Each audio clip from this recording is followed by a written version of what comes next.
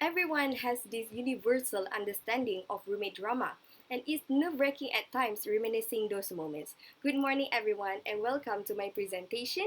The reason for my existence right now is to inform you on how to survive an annoying roommate. First and foremost, let me express how thankful I am with you being here, taking your time to be here today. Let me start by saying a few words. I used to have the worst roommate in during my diploma years, and the encounters that I face are just unbelievable, which I will be stating one of the events that happened later on. Do you know that an annoying roommate and a toxic person are just the same person? They're just the same human being. As stated by a clinical social worker, Dr. Daniel Forshee, 2018, a toxic person is someone that violates your personal boundaries physically, emotionally, and psychologically. Living in a room with someone that has zero common sense can be challenging at times. And this is why I'm here today to be your savior.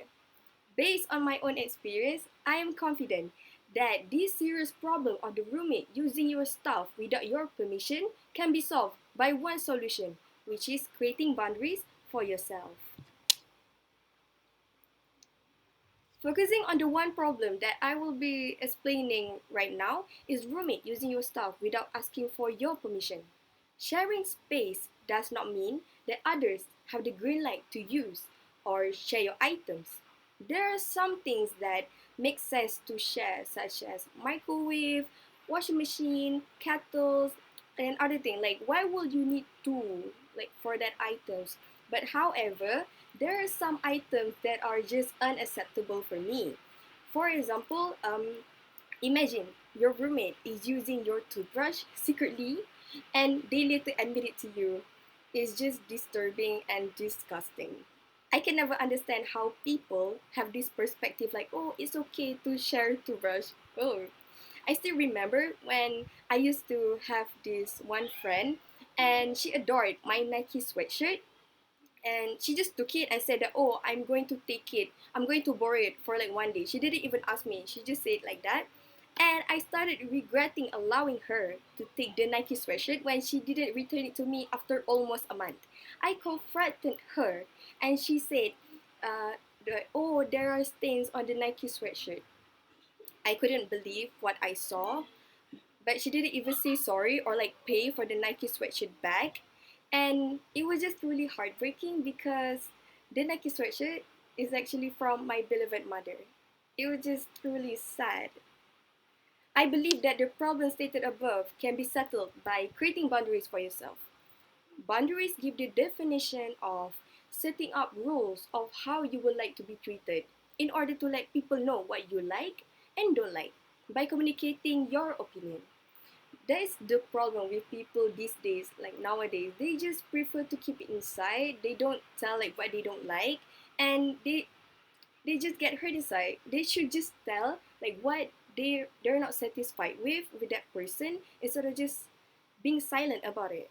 As mentioned by Kelsey Lucia 2019, the person might be unaware of their wrongdoings and they need someone to call them out.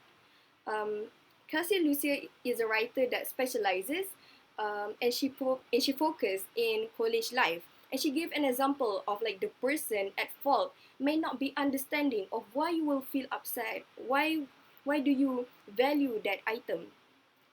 She urged us to be clear. She meant like us, the victims. She urged us to be more clear on why we feel that way and why it's not okay to borrow the item.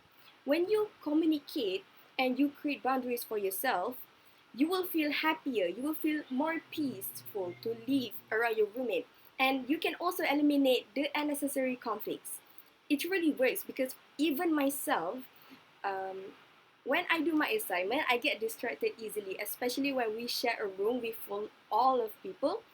And that's why I will warn and tell them like beforehand that, oh, I need like some quiet environment. I don't want to be bothered and I need time to do my assignment.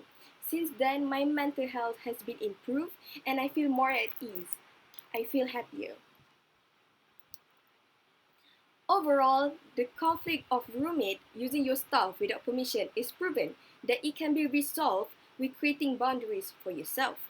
People that do have problematic roommates should try to be more open with their thoughts and try to compromise with your roommates if they do small things, such as maybe they forgot to wash the dishes at the sink, or maybe they forgot to throw their garbage out. Maybe they're just having some tough moment. You should try to compromise. But however, if you have tried your best to um, change, tell them everything, and you started getting tired, it's just best that you just move out, find a new roommate, and just find a new place to live in. Do what makes you happy. Remember, time is gold and life is short. It's time to prioritize yourself more than ignoring what your mind and body needs. That's all from me, Izzati. Thank you. Assalamualaikum.